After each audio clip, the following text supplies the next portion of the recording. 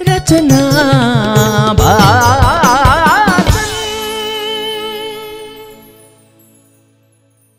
कविता ललितका सपनाहरू।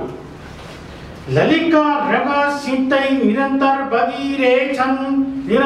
बगिरहेछन् rally वानका पातकरहरू खोप्दै थुवाङका चट्टानहरू मानवीय गीत गाउँछन् संवेदनशील भागका कोइलीहरू विचारको पिठ्युमा ऐँजीहरू पलाएपछि नयाँ युगमा ललितका ढुङ्गाहरू उहिलेका छन्। ग्रीष्म ऋतुका चर्को घामले दामेर गालाहरू काला काला भएका छन्। ललितको विजय गान नभएर एउटा कुल शासकको राष्ट्रिय गान गाइरहेछन्। ललितको विजय गान नभएर एउटा कुल शासकको राष्ट्रिय गान गाइरहेछन्। हावाका झोक्काहरू यता हावाहरू पेलेरै साम्राज्य फैलाइरहेछन्। सहन सकिन्न उष्ण आवासै रमाएका मान्छेका आकृतिहरू टालिवाङ ठगत जन्तिरहेछन्। उनका लाम्टा चुसिरहेछन्। खुर्चिने र उक्किने आदर्शहरूका टैलीहरू बुझ्न नपाई म्यारिन लली मगर्नी उनी जागरणको शहीद बिगुल फुक्ने स्त्री रगतको इतिहासमा अमर रालीवाङ आफ्नो वंशावलीको झन्डा फरफराउँछ। सपनाका आँगनहरूमा रालीवाङ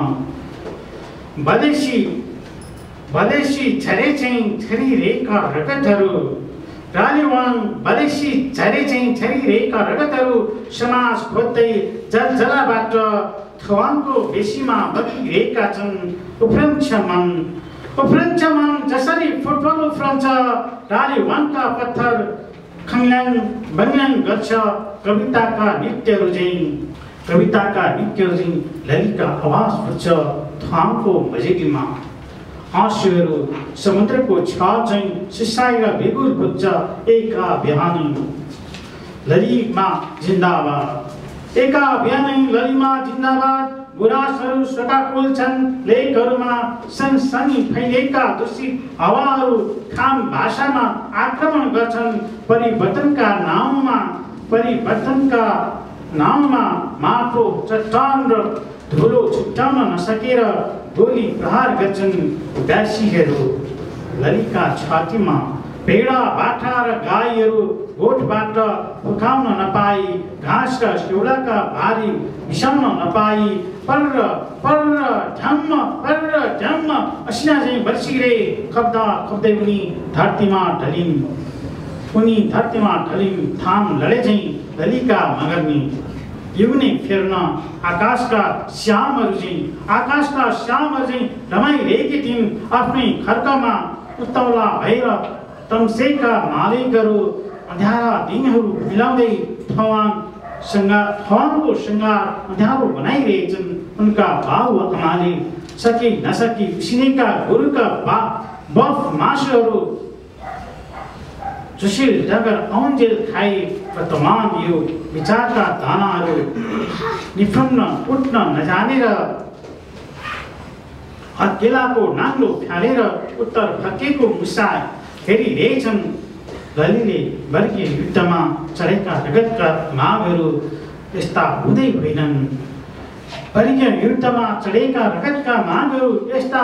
होइनन्। छलको कुराहरूले ललितले बोक्ने ढोकाहरू वर्तमान विचारहरू बोक्न मन पराउँदैनन्। ख्याल आएका मान्छेहरू स्यालले खेलेको रेत्युली खेल्न थालेपछि समाज ऐना चाहिँ कसरी टल्कन्छ।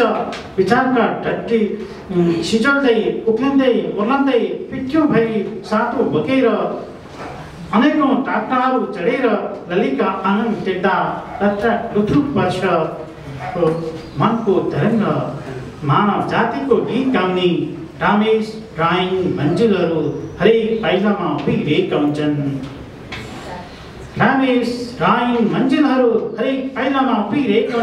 हाते मालो गर्दै उनीहरूका ध्वनिहरू एकाएक ललितका गीत गाइरहेका मालाकार र भन्सारीहरूका सङ्गीतले सङ्गीत गरिरहन्छन्। मार्च पास खेलिरहेका जन सिपाहीलाई आकाश पाताल ढाक्दै